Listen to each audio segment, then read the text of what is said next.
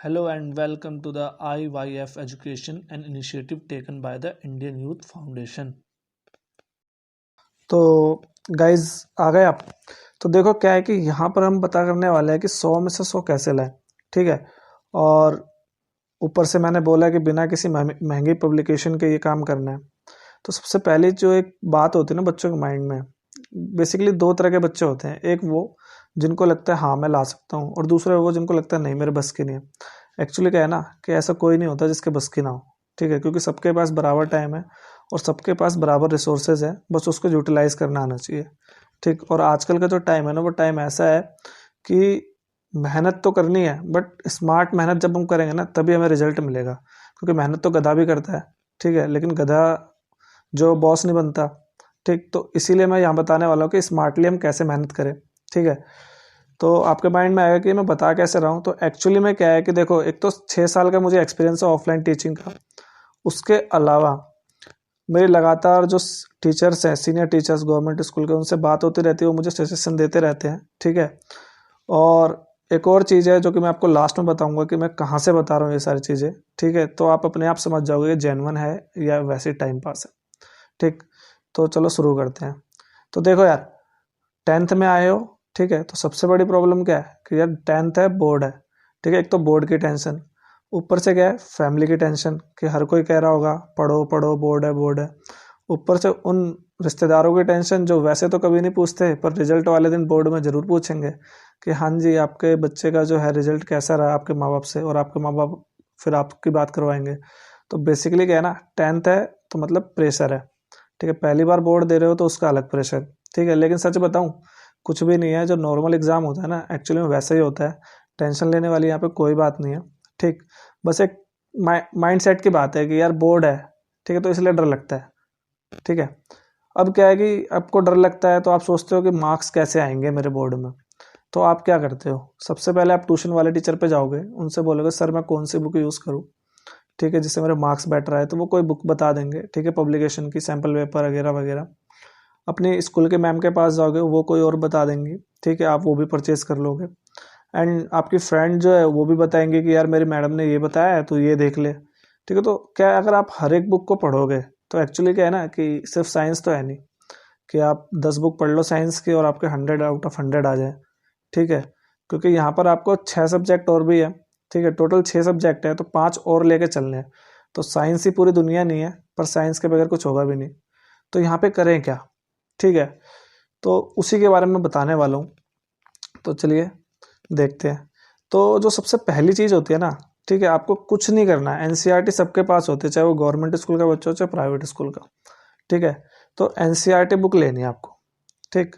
NCERT book लेने पे क्या करना है उसका कि लाइन बाय लाइन, ठीक है, ऐसा कोई एग्जाम्पल नहीं होना चाहिए, ऐसी कोई एक्टिविटी नहीं होनी चाहिए जिसके बारे में आपको पता ना हो। ठीक है। लास्ट ईयर जो अभी 2020 का जो पेपर हुआ था उसमें ज़्यादातर क्वेश्चन एक्टिविटी बेस्ड थे। ठीक है। तो इसीलिए क्या है कि आपको हमेशा ध्यान रखना है कि एनसीईआरटी में कोई भी एक्टिविटी या कोई भी एग्जाम्पल हमें कभी नहीं छोड़ना। अगर हम छोड़ते हैं, ठीक है, तो उसका मतलब है कि हम जो है हमारी तैयारी पूरी नहीं है। ठीक है। लाइन बाय लाइन से मेरा मतलब क्या है, एक तो हो गया आपके पूरी थ्योरी जो भी एक एक शब्द लिखा है वो, दूसरा एग्जाम्पल्स जो भी है, तीसरा एक्टिविटीज़, चौथा जो ब्लू क्वेश्चन है वो, और पांचवा जो एक्सरसाइज के क्वेश्चन है वो। अगर आप ये सभी करते हो, ठीक है, तो आपके इजीली 55 से 60 के बीच में मार्क्स आ सकते हैं। ठीक है, आउट ऑफ 80। ठीक है, मैं 80 में से बात कर रहा हूँ यहाँ पे। तो बेसिकली इस तरह से क्वेश्चन होंगे ब्लू कलर के, और ये एक्सेस के क्वेश्चन होंगे। तो अगर आप इसको कवर करते हो और लाइन बाय लाइन सब कुछ पढ़ते हो तो आपके 55 to 60 मार्क्स आपके कहीं नहीं जा रहे। आपको एडिशनल में कुछ नहीं पढ़ने की ज़रूरत है, कोई भी बुक नहीं। ठीक है। बस जो सीबीएसई के सैम्पल पेपर आते हैं वो देख लेना, क्योंकि उससे हमें पता लग जाता है पैटर्न क्या है। ठीक है। उसके अलावा जो आपकी मैम या ट्यूशन वाले सर, ठीक है, वो भी आपको कुछ ना कुछ क्वेश्चन पेपर देते रहते हैं, तो वो इनफ है। बट अगर कोई बच्चा चाहता है कि नहीं यार 60 नहीं, मुझे 80 आउट ऑफ 80 चाहिए, ठीक है, यानी 100% मार्क्स लाने हैं मुझे, तो उसके लिए यहाँ पर ना कुछ ख़त्म नहीं होता, यहाँ से चालू होती है चीज़ें। अगर आपकी एनसीईआरटी इस तरीके से कंप्लीट है जैसे मैंने बताई, ठीक है, तो उसके बाद आपको क्या करना है, उसके बाद आता है हमारा ये एनसीईआरटी एग्जाम्पलर। ठीक है। ये जो है आपको ऑनलाइन अगर परचेज करना चाहते हो वो भी मिल जाएगा विथ सॉल्यूशन। अगर आप चाहते हो कि यार नहीं, बिना परचेजिंग के काम चलाना है मुझे, ठीक है, तो क्या करना पड़ेगा, उसके लिए आपकी जो नई वाली एनसीईआरटी की बुक है उसके साइड में आपको ये बार कोड मिलेंगे आपको हमेशा देखने को। आपको कुछ नहीं करना है, इन बार कोडों को स्कैन करना है, एक लिंक मिलेगा उस पर क्लिक करोगे तो वो जो एग्जाम्पलर का इस चैप्टर से रिलेटेड जो भी क्वेश्चन होंगे ना एग्जाम्पलर के, वो वहाँ पे खुल जाएंगे और आप उसको इजीली डाउनलोड कर लोगे। ठीक, अब यहाँ पर ये जो एग्जाम्पलर ये है कितने मार्क्स के, तो ये समझ लो आपके 20 मार्क्स के। ठीक है, 20 से लेकर 25 तक आप कह सकते हो ये आपको दिलाएंगे। ठीक, जो बचे हुए होते हैं, क्यों, आपने देखा होगा कि जो पेपर होता है ना वो 55 या 60 मार्क्स का ऐसा होता है। एक तो 40 मार्क्स का हो गया जो कि हर बच्चा कर सकता है, ठीक है, एवरेज जिसने बुक उठाई हो एक आध बार भी वो भी कर लेगा। लेकिन 40 to 60 वही करता है जो मेहनत करता है, ठीक है। लेकिन आफ्टर 60 जो है ना वो लाता है जो स्मार्ट हो। ठीक है, स्मार्ट कैसे हो कि उसे पता है कि क्या पढ़ना है, कैसे पढ़ना है। ठीक है, तो वही यहाँ पे मैं बता रहा हूँ। तो ये जो है ना आपको हर चैप्टर में इसमें 30 से 40 क्वेश्चन मिलेंगे और उन 40 क्वेश्चनों को जब आप सॉल्व करते हो, ठीक है, तो वो चैप्टर आपका पूरा क्या हो जाएगा, तैयार हो जाएगा। उसके बाद आपको कोई भी क्वेश्चन पूछे उस चैप्टर से, आपको सारे क्वेश्चन के आंसर पता होंगे। ठीक है, आसान से आसान और मुश्किल से मुश्किल, क्योंकि इसमें एप्लीकेशन बेस्ड क्वेश्चन भी होते हैं और काफ़ी मतलब डीप क्वेश्चंस पूछे जाते हैं, और वो तब तक नहीं समझ में आएगा जब तक आप चैप्टर को ढंग से नहीं पढ़ोगे। ठीक है, पता कैसे करना है वो बता दिया मैंने। ठीक, उसके बाद ये जो चीज़ है ये मैं बता कहाँ से रहा हूँ। ठीक, तो ये जो है इस साल का सीबीएसई का है कि मार्क्स आपको किस तरीके से मिलेंगे और आपको कौन कौन सी बुक्स पढ़नी है उसमें दे रखा है। तो देखो पहले मार्क्स की बात करें हम, जो 80 मार्क्स है वो हो जाएगा 46%। ठीक है, तो वो जर्नल है, कोई भी बच्चा ला सकता है। ठीक है, 22% वो होंगे जो बच्चे थोड़ी मेहनत करेंगे, बट लास्ट का जो 32% है, ठीक है, वो उन्हीं को मिलेगा जो बहुत ज़्यादा क्या हो, मेहनती हो। ठीक, यानी कि जो स्मार्टली वर्क करे और जिन्हें पता हो कि एक्चुअली में उन्हें क्या करना है और कैसे पढ़ना है। ठीक है, तो समझ में आया आप किस तरीके से 80 आउट ऑफ 80 ला सकते हैं। उसके अलावा अगर मैं बात करूं कि मैं ये बता कहाँ से रहा हूँ, तो देखो एक तो मेरा खुद का एक्सपीरियंस हो गया, ऊपर से टीचरों की रिकमेंडेशन हो गई। तीसरा क्या है कि सीबीएसई जो हमें बताती है कि हमें कौन सी बुक पढ़नी चाहिए वो बताती है। एक तो एनसीईआरटी ये हो गया, ठीक है, उसके अलावा एग्जाम्पलर प्रॉब्लम्स। ठीक है, तो अब सीबीएसई खुद कह रही है ये चीज़।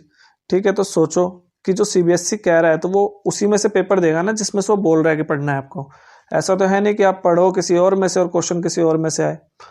और दूसरी प्रॉब्लम क्या होती है हम लोगों को कि हम कोई भी बुक उठाते हैं, ठीक है, तो जस्ट आपको पता होगा लखमीर चंद है, एग्जाम्पल के तौर पर बता रहा हूँ, लखमीर चंद की एक एक बुक जो है वो 300-300 पेज की है। अगर आप तीनों बुक पढ़ते हो 900 पेजेस आपको पढ़ने पड़ेंगे और काफ़ी डीप पढ़ना पड़ेगा, तब जाके आपके 80 आउट ऑफ 80 आ सकते हैं। बट इतना अगर आप उसको पढ़ते हो तो बाकी सब्जेक्ट को टाइम कहाँ से दे पाओगे। ठीक है, तो इसीलिए मैं कह रहा हूँ कि आप सिर्फ इन पे ध्यान दो, आपके मार्क्स आएंगे। क्योंकि सीबीएसई जो बनाती है पेपर वो इसी में से बनाती है। ठीक है, आप कोई भी क्वेश्चन पेपर पिछले साल का उठा के देखो और क्वेश्चंस को रिलेट करना, ठीक है, तो आपको पता लगेगा कि वो क्वेश्चन सेम टू सेम इसी में से आए हुए हैं। ठीक है, उसके अलावा जो भी मैंने बताया ये सारी चीज़ें आपको मिलेंगी कहाँ पर, तो देखो एग्जाम्पलर के लिए मैंने ये वेबसाइट बता रखी है, ये मैंने डिस्क्रिप्शन में भी डाल रखा है, आप वहाँ से क्लिक करके खोल सकते हो। एनसीईआरटी बुक के लिए ये वेबसाइट रही सॉल्यूशन ऑफ एग्जाम्पलर, यानी कि आपको जो क्वेश्चंस हैं अगर मान लो उसको कोई डाउट है, कोई सॉल्यूशन नहीं पता, तो वो आप यहाँ से कर सकते हो। ठीक है, उसके अलावा सपोर्टिंग मटेरियल जो अभी अपडेटेड है वेबसाइट पे वो है 19-20 का, तो वहाँ पे आप देख सकते हो। सपोर्टिंग का फ़ायदा क्या है, एक तो शॉर्ट नोट्स मिल जाएंगे आपको। ठीक है, दूसरा क्या मिल जाएगा वहाँ पे 30-40 क्वेश्चन होंगे जो कि प्रैक्टिस के लिए। तो आप सोचो कि 40 क्वेश्चंस आपने वहाँ करे, ठीक है, अराउंड बुक्स में होंगे 40 to 50 क्वेश्चंस वो हो गए, 40 to 50 यहाँ हो गए, एंड 40 के आसपास एग्जाम्पलर में भी होते हैं। तो टोटल 100 के आसपास क्वेश्चन आपको मिलेंगे करने को। तो अगर एक चैप्टर के आपने 100 क्वेश्चंस अटेम्प्ट करे तो आपको लगता है कि चैप्टर में कोई ऐसा टॉपिक होगा जो आपसे छूट जाएगा? नहीं। दूसरा मैंने आपसे कहा कि इसमें कॉस्टिंग क्या आएगी, तो भाई देखो ये भी फ्री में मिलेगा आपको, ये भी फ्री में ही मिलेगा। ठीक है, ऑनलाइन अगर आप करते हो तो, अदरवाइज बुक तो आपको खरीदनी है ये वाली। ठीक है, सॉल्यूशन भी फ्री में है, सपोर्टिंग मटेरियल भी फ्री में है। ठीक है, अगर आप इसका प्रिंट करवाते हो तो प्रिंट का कॉस्ट आ सकता है जो भी 100-200 रुपये, वो अलग बात है। बट अगर आप इन फ़ोन या लैपटॉप यूज़ करते हो तो आपका कोई भी कॉस्ट इसमें नहीं आएगा। ठीक है, तो बिना किसी कॉस्ट के, बिना कोई फालतू बुक पढ़े हुए, ठीक है, खैर बुक तो कोई फालतू नहीं होती, नॉलेज तो कहीं से मिले ज़रूरी है, बट इतनी ज़्यादा बुक पढ़े बगैर भी आप इतने मार्क्स ला सकते हो। ठीक है, अगर आपको थोड़ा बहुत भी डाउट है मेरी बातों पे, ठीक है, तो मैं आपसे जस्ट कहूँगा कि जो आपका फर्स्ट टर्म का सिलेबस है ना Essay 1 का, आप उसके लिए इस तरीके से प्रिपरेशन करें जैसे मैंने बोला है, और वहाँ आप देखो कि आपका रिजल्ट पे क्या इम्पैक्ट पड़ रहा है। आपका ये जो मैंने बताया अगर ये सही गया तो आप प्लीज़ नीचे आके मुझे ज़रूर कमेंट में बताएं कि इससे क्या इम्पैक्ट पड़ा आपको। ठीक है, और एक बात और कहना चाहूँगा मैं कि ये मैं बता क्यों रहा हूँ, क्योंकि देखो मैं भी एक गवर्नमेंट स्कूल का स्टूडेंट हूँ। ठीक है, और मेरी जो वीडियोस है most of the Hindi medium है, तो वो भी गवर्नमेंट स्कूल का ही है, तो आई नो कि बजट प्रॉब्लम रहती है। ठीक है, बुक्स परचेज करने की इतनी कैपेसिटी नहीं होती। अगर आप कोई भी अच्छे पब्लिकेशन की बुक्स देखो तो 400-300 से नीचे कोई बुक नहीं आ रही आज के टाइम में। ठीक है, तो अगर आप अपने पेरेंट्स से कहते हो कि मुझे एक पर्टिकुलर सब्जेक्ट की 2 बुक्स एक्स्ट्रा चाहिए, तो 700-800 रुपीज़ की होती है, तो वो जनरली किसी गवर्नमेंट स्कूल के बच्चे के पेरेंट्स के लिए इतना ईजी नहीं रहता। तो दैट्स वाई मैं चाहता हूँ कि आप परफॉर्मेंस भी दो, और आपका जो परफॉर्मेंस है वो आपके घर वालों की जेब पे असर भी ना डाले। ठीक है, यानी कि बिना किसी उसके आप इतना अपना एफर्ट लगाओ कि बिना पैसे खर्च करे भी आप उतने मार्क्स ला सकते हो। ठीक है, और अच्छा गाइज, मैं चाहता हूँ कि मैं जो एक्टिविटीज़ है उसके लिए सेपरेट वीडियोस बनाऊँ, तो अगर आपको चाहिए उसके लिए वीडियोस तो आप नीचे कमेंट में बताएं कि आपको एक्टिविटीज़ के लिए अलग से वीडियोस चाहिए। अगर बच्चों के कमेंट आते हैं कि हाँ भाई अलग से वीडियोस चाहिए, तो मैं ज़रूर बनाऊँगा। अदरवाइज़ मेन फोकस तो अभी मेरा चैप्टर पे ही रहेगा। ठीक है, थैंक यू गाइज़। ये हमारा इंडियन यूथ फाउंडेशन है जिसके द्वारा हम ज़रूरतमंद लोगों की सहायता करते हैं। तो अगर आप भी इसमें अपना सहयोग देना चाहते हो तो प्लीज़ दें, तथा हमें सोशल मीडिया के ऊपर फॉलो करें, फेसबुक, इंस्टाग्राम और ट्विटर पर। So guys, thank you for listening. Please like, share and subscribe our channel.